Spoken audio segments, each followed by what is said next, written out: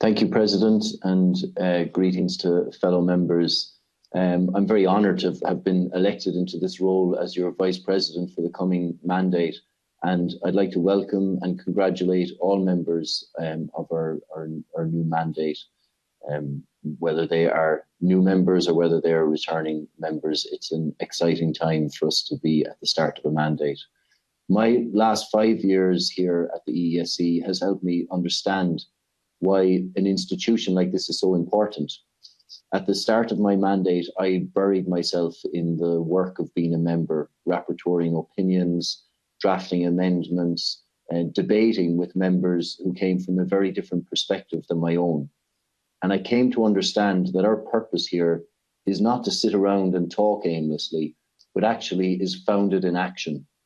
Each of us comes here to the often intimidating meeting rooms, often quite suffocating formalities from a network at home.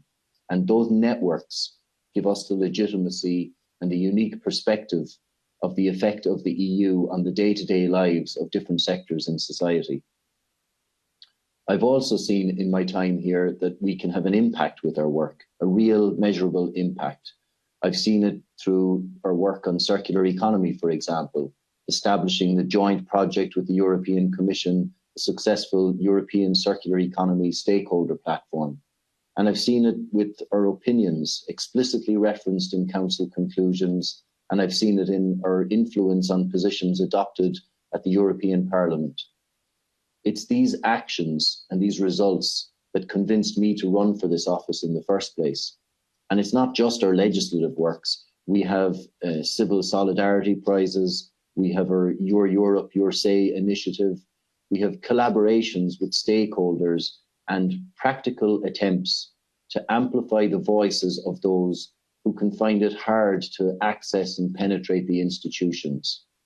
Never highlighted more clearly than with our institutional support for the climate strikers and the youth movement, our former president, Luca Jaillet, bringing Greta Thunberg to our plenary last year. These range of actions form the core of our work. And to put it in the most simple terms, it's these type of tangible results is what I want to help all of us as members, individually and collectively, to achieve. Within communications itself, we have all the tools and structures to allow us to better amplify the work that we do. We have strong foundations built by my predecessor, Isabel Cano, and by Gonzalo Lobo before her, and by the dedicated and dynamic staff within the Communications Directorate. And of course, we operate within a political context. Apart from the terrible health consequences and the social challenges we've faced in dealing with lockdowns and isolation requirements, we cannot ignore the change of the global macroeconomic landscape in the last 10 months. Many sectors face enormous challenges just to survive, and this at a time when the climate crisis emergency continues. We have the ambitious European Green Deal designed to help us achieve, sector by sector, the urgent changes needed in order to achieve our commitments under the Paris Agreement, as President von der Leyen has referenced. We have the Sustainable Development Goals as a mechanism to achieve the targets we've set for ourselves, ensuring, as others have said, no one is left behind.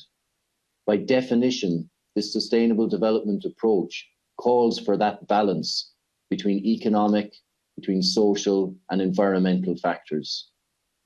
We have the power of the youth movement with their loud calls for systemic change, their influence reaching the political sphere from the United Nations in New York to our EU institutions.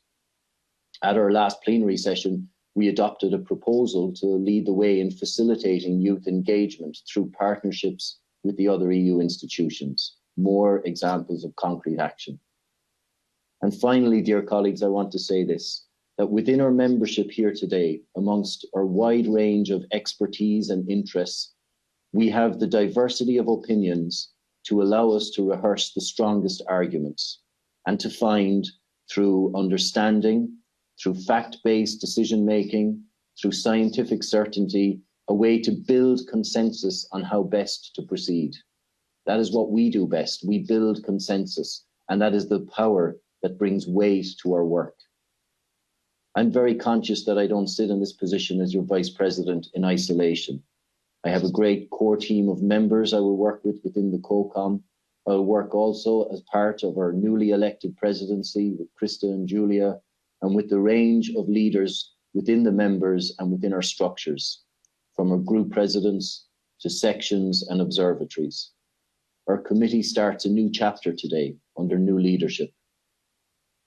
Working together collaboratively, that's where our strength lies, with the support of a talented and a willing administration. Participating actively in decision-making and critically facilitating other stakeholders also to engage, putting the participation back into participatory democracy. I thank you again for choosing me to take on this role for the next 2.5 years, and I really look forward to what we can try and achieve together.